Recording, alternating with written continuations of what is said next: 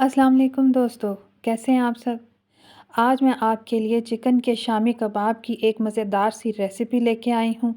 अच्छा, ये कबाब खाने में जितने मज़ेदार हैं, उतना ही इनको बनाना आसान है। इसमें डेली यूज़ के जो मसाला जात हैं, जो किचन में मौजूद होते हैं, वही डलेंगे। अच्छा, इनका टेस्ट इतना मज़ेदार है कि इनको आप एज़ अ स्नैक भी यूज़ कर सकते हैं, लंच बॉक्स में भी डाल के बच्चों को दे सकते हैं। ये सबको बहुत पसंद आने वाले हैं, जिस मर्ज़ी चीज़ के साथ इसको खाएँ। केचप लगाएँ या कि नॉर्मल देसी चटनी जो घर में बनाते हैं, दही की है या अनारदाने पुदीने की है, सबके साथ ही ये आपको बहुत मज़ा करेंगे।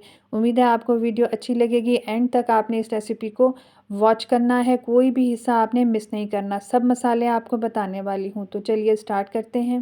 तो सबसे पहले आपने चिकन ब्रेस्ट ले लेना है, उसके साथ ही आपने नमक, मिर्च, हल्दी और खुश्क धनिया आपने ले लेना है। मेरा जो गोश्त है चिकन का वो थोड़ा ज़्यादा है, जैसे 2 से ढाई किलो, तो मैंने उसके मुताबिक ही मसाले लिए हैं। इसमें लहसुन, प्याज और अदरक जाएगा। अदरक जो है वो मैंने सेव किया हुआ था, आइस ब्लॉक्स बनाए हुए थे उसके, तो वो मैंने उसी तरह ब्लॉक्स ले लिए हैं। अब हम ये सारी चीज़ें गोश्त में शामिल करेंगे, थोड़ा-सा पानी भी डाल देंगे ताकि चिकन उसमें गल जाए। अच्छा, मैंने अभी ड्राई मसाले डाल दिए हैं, अब मैं लहसुन, प्याज और अदरक भी डाल दूँगी और इसको बॉयल होने के लिए रख दूँगी। जबकि दूसरी तरफ मैंने चने की दाल ले ली थी, आप जितनी मर्ज़ी चने की दाल ले लें अपने गोश्त के मुताबिक ही। ये डिपेंड करता है आपकी अपनी मर्ज़ी पर। मेरा क्योंकि चिकन ज़्यादा था तो मैंने तकरीबन 3 पाव दाल ली थी। उसको मैंने अच्छी तरह धो के और बॉयल करने के लिए रख दिया था। अच्छा, थोड़ी देर बाद मैंने जब चिकन को देखा है तो चिकन की कुछ ऐसी-सी कंडीशन हो गई थी, तो मैंने इसका पानी पूरा ड्राई कर लिया था और सारे मसाले भी इसके अंदर मिक्स हो गए थे। यानी गोश्त नीचे लगा भी नहीं है और पानी भी ड्राई हो गया। जबकि दाल जो है वो भी अब तकरीबन गलने के मराहिल में थी, इसका भी पानी ड्राई हो गया था। दाल भी अब कंप्लीटली डन है। दाल बॉयल करते हुए मैंने इसमें कुछ भी शामिल नहीं किया था।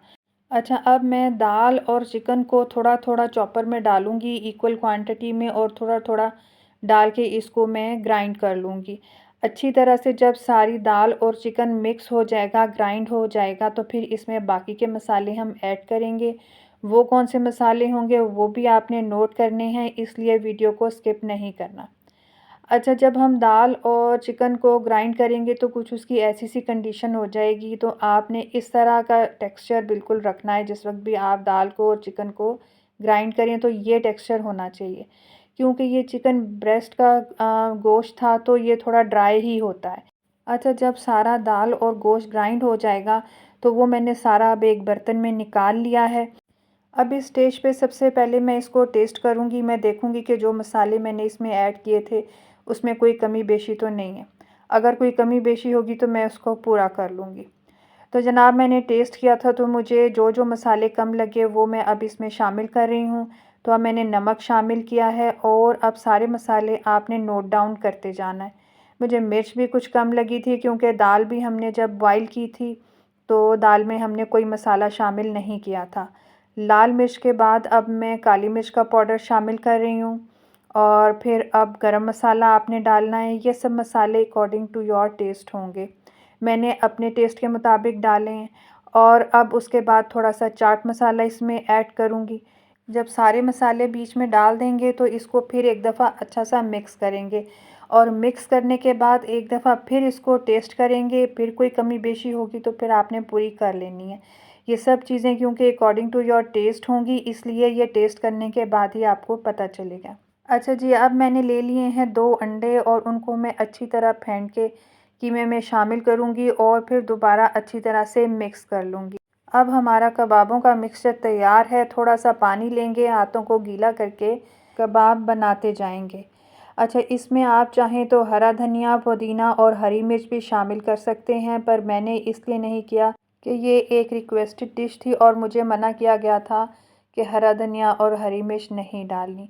अच्छा, ये जो सारे मसाले मैंने आपको बताए हैं, ये सब आपने इसी तरह डालने हैं। इन्हीं मसालों की वजह से इन कबाबों को 4 चाँद लग गए थे। जिसने भी खाया बहुत तारीफ़ की।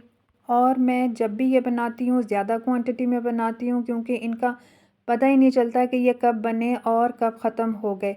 आप घर में कुछ भी बना लें, चाहे बंद कबाब हो, टिक्की बर्गर हो या कि पराठा रोल हो टिक्की वाला, कुछ भी आप बना लें, इनका जायका कभी मुंह से उतरने वाला नहीं है।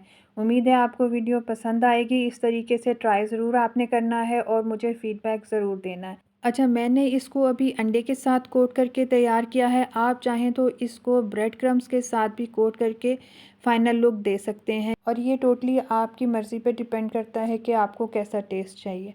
और फिर किसी दावत का खाना हो, अंडा शामी बर्गर हो, शाम की चाय के लिए कोई स्नैक चाहिए, बच्चों को लंच बॉक्स में डाल के देना हो, या फिर किसी हल्की-फुल्की भूख में कोई मज़ा लेना हो, तो इस चिकन शामी कबाब के मज़े के अलावा और क्या हो सकता है।